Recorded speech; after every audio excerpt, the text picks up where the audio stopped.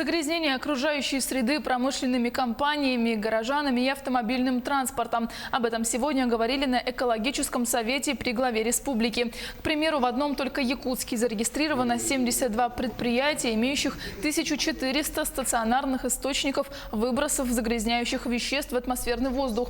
По итогам мониторинга в Якутске в 2019 году уровень загрязнения воздуха характеризовался как повышенный. Кроме того, в озерах столицы республики, а их всего 12, выявлено наличие легко трудноокисляемых органических веществ.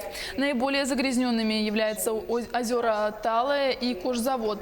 В озере Талая регулярно фиксируется загрязненность канализационными сточными водами. Министерством и ведомством рекомендовано взять под контроль ситуацию, усилить работу по выявлению нарушений.